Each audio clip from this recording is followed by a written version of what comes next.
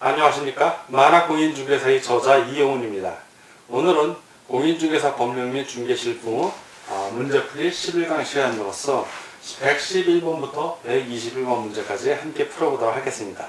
자, 지금부터 111번 문제 시작하겠습니다.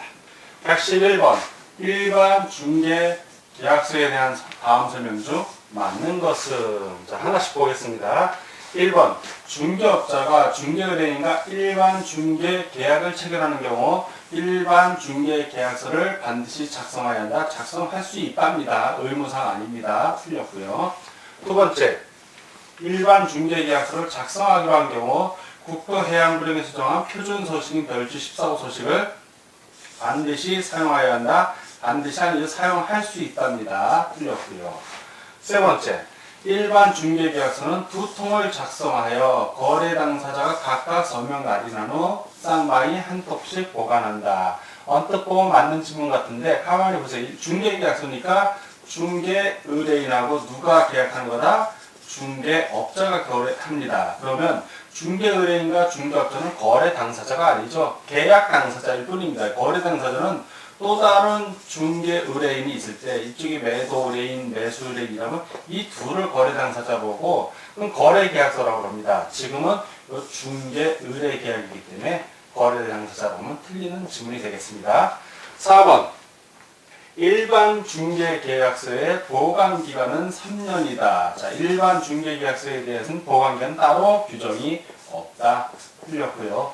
5번 일반 중개계약서 작성 시 필수적 기재사항인 중개상물의 위치 및 규모, 거래 예정 가격, 거래 예정 가격에 하여 정한 수수료, 그 밖에 중개업자, 중개의뢰인이 준수해야 할 사항들은 반드시. 그렇죠. 이건 필수적 기재사항입니다. 필수라고 써 있으니까 맞습니다. 다 X고 하나만로 맞는 것을 고르니까 111번은 5번이 정답이 되겠습니다. 다음 112번 문제를 보겠습니다. 공인중개사 법령상 전속중개계약에 관한 설명으로 그런 것은, 자, 전속중개계약에 그러면 여러분들이 뭐가 떠올려야 되나? 하나는 일단 임의적인 사항이다. 그러나 계약이 체결이 됐을 때는 그때는 의무사항이다. 계약서 작성이. 자, 요거를 머리에 떠올리면서 문제를 풀도록 하겠습니다. 1. 법령은 전속중개계약서에 대한 표준서식을 규정하고 있지 않다. 규정하고 있습니다. 자, 틀렸고요. 두 번째, 전속중개계약은 당사자 약정으로 유효기간을 정할 수 있기 때문에 법으로 유효기간을 정하고 있지 않다. 물론 당사자 약정으로 유효기간을 정하면 그게 우선합니다. 그러나 당사자 약정으로 유효기간을 정하지 않을 수도 있어요. 그럴 때 대비해서 법으로 유효기간을 정하고 있죠. 3개월로 정하고 있는데 없다고 그러니까 틀렸습니다. 3.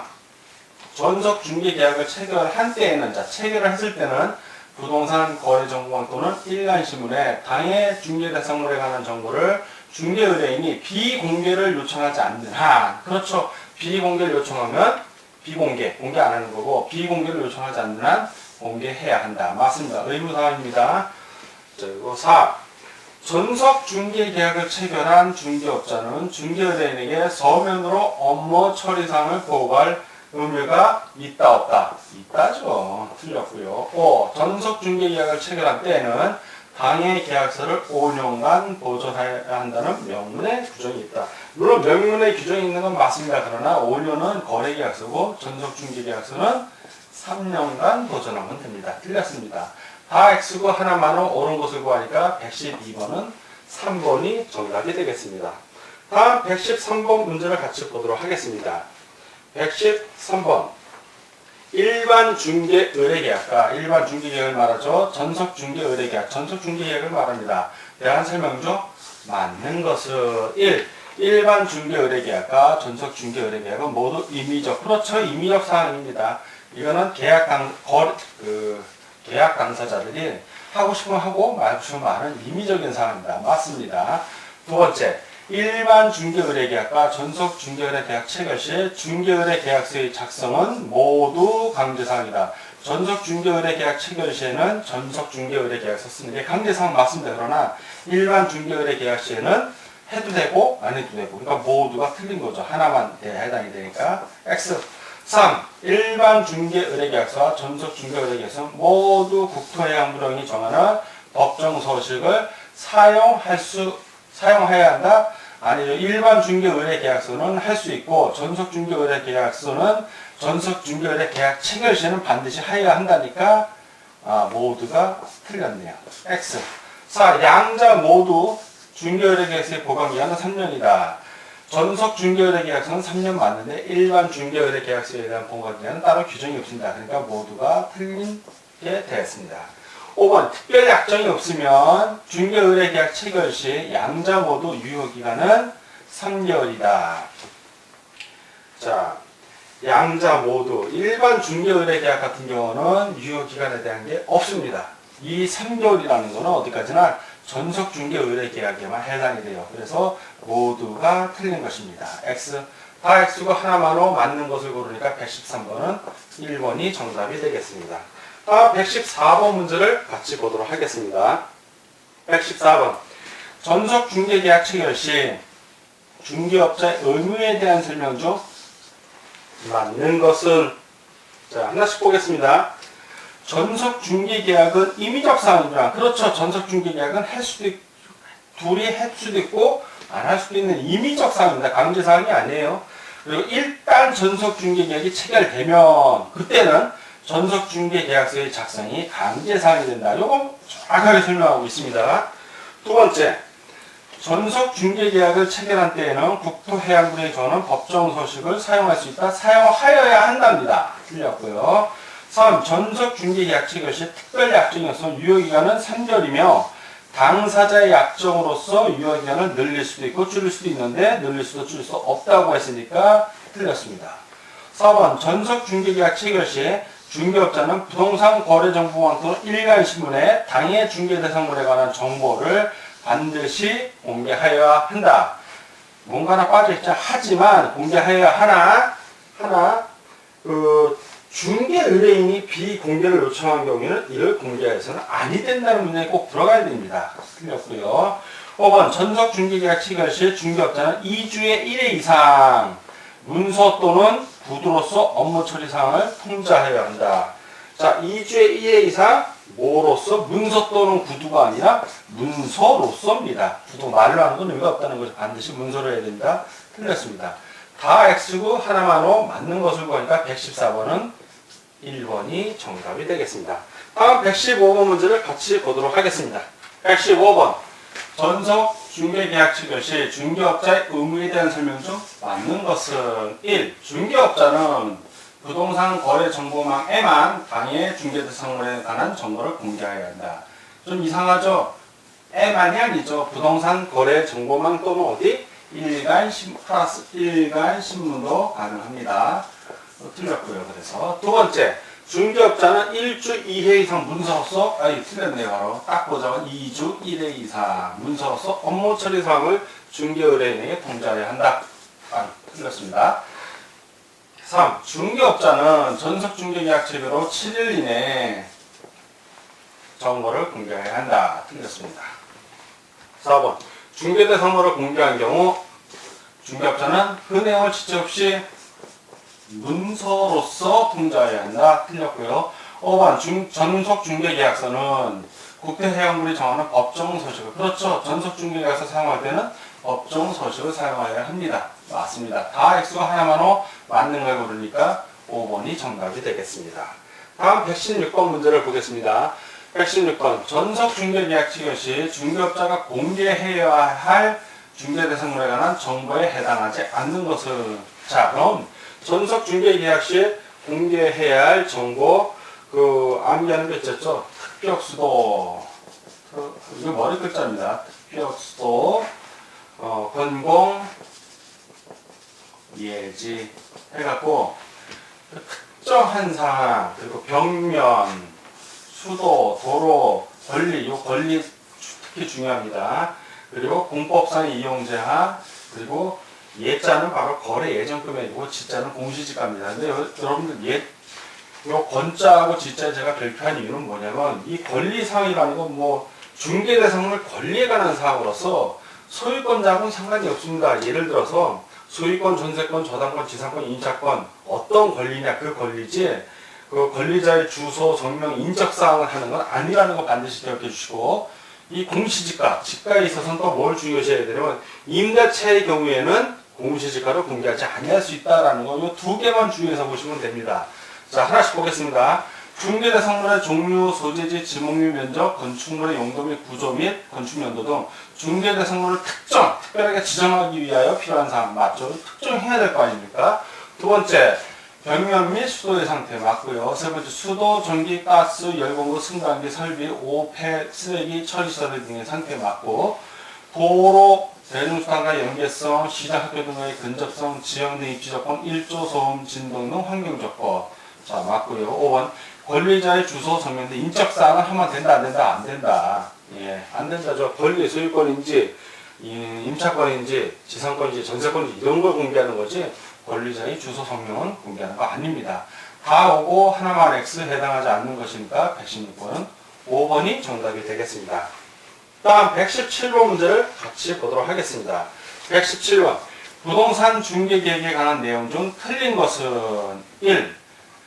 중개업자 A는 매도 의뢰인 B와 5개월간의 전속 중개계약을 체결하기로 하였고 B의 요청에 의하여 매도 의뢰인 B의 요청에 의하여 중개대상물에 대한 정보를 비공개로 하기로 하였다. 그렇죠.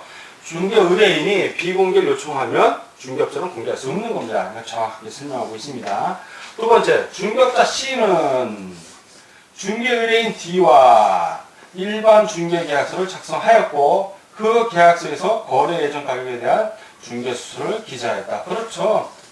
그 일반 중개계약서 작성 시 필수적 기재사항 중에 하나입니다. 중개수수료. 3. 세 번째, 등록관청은 이거 국토해양입니다. 법이 바뀌었습니다. 이거 18회 땐 건설교통부인데 지금은 국토해양부입니다. 해양부. 국토해양부령에서 정하고 있는 전속중개계약서에 의하지 아니하고 전속중개계약을 체결했다는 이유로 중개업자 E에게 3월에 업무정지를 명령했다. 그렇죠. 전속중개계약 체결해놓고 전속중개계약서를 쓰지 않으면 업무정지 처분 사유에 해당이 됩니다. 맞습니다. 4번. 중개업자가 전속중개계약을 체결할 때는 당해계약서를, 그래서 전속중개계약서입니다. 3년 동안 보존하여야 한다. 의무사항입니다. 맞고요. 5번. 중개업자가 임대차를 위한 전속중개계약을 체결할 때 중개대상물의 거래 예정 금액 및 공시지가는 필수적 정보 공개 대상에 해당된다.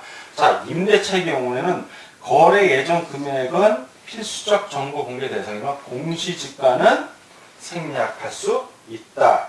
라는 규정이 있습니다. 공개하지 아니할 수 있다. 그러니까 이건 의무가 아니죠. 필수가 아닌 겁니다. 꼭 주의해서 알아두셔야 됩니다. X 다 오고 하나만 X 틀린 걸 구하니까 117번은 5번이 정답이 되겠습니다. 다음 118번 문제를 같이 보도록 하겠습니다. 118번. 전속중개계약 체결 시에 대한 설명 중 가장 올바른 것은 1번. 전속중개계약서를 사용하지 않고 전속중개계약을 체결하면 등록이 취소될 수 있다. 등록이 취소되는 건 아니고요. 이거는 업무 정지 처분을 받을 수 있습니다. 이 전속중개계약 체결하면서 전속중개계약서를 쓰지 않으면 업무정지 처분 사유이고, 다만 정보를 미공개하거나 비공개 요청한 정보를 공개한 경우에 그때는 임의적 등록 취소 사유에 해당이 됩니다. 두 번째, 중개 대상물에 대한 정보를 공개하지 아니한 경우 등록이 취소될 수 있다. 그렇죠. 미공개 시 임의적 등록 취소 사유에 해당이 됩니다. 이건 맞고 1번은 틀렸고. 3.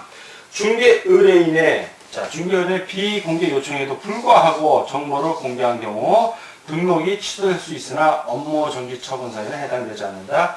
이 경우에는 임의적 등록 취소 사유가 되고 임의적 등록 취소 사유는 모두 다 업무 정지 처분 사유도 됩니다. 그래서 해당되지 않는다. 요게 틀린 겁니다. X. 4번. 전속중개계약서의 법정 보관기간은 5년이다. 3년입니다. 거래계약서만 5년입니다. 임대차의 경우 정보 공개 시 거래 예정 가격 및 공시지가를 공개하지 않을 수 있다. 거래 예정 가격은 공개해야 되고 공개하지 않을 수 있는 것은 공시지가입니다. 그래서 거래 예정 가격은 X. 공시지가를 공개하지 않을 수 있다입니다. 그래서 또 틀렸습니다. 다 X고 하나만 O, 올바른 걸 구하니까 2번이 정답이 되겠습니다. 다음 119번 문제를 같이 풀어보도록 하겠습니다. 119번. 전속중개계약 체결 시 중개업자 중개의뢰인의 의무에 관한 설명 중 맞는 것은 1번. 중개 의뢰인이 유효 기간 내에 다른 중개업자에게 의뢰하여 거래한 경우 법정 수수료에 해당하는 금액과 실비를 위약금으로 지불하여야 한다. 자, 이때 위약금은 법정 수수료에 해당하는 금액만 해당이 되고 실비는 별도로 청구하는 겁니다. 이건 별도로. 위약금이 아니죠. 실제 들어간 비용인데 별도로 청구하면 됩니다. 그런데 실비도 위약금이라고 했으니까 틀린 지문이 되는 것입니다.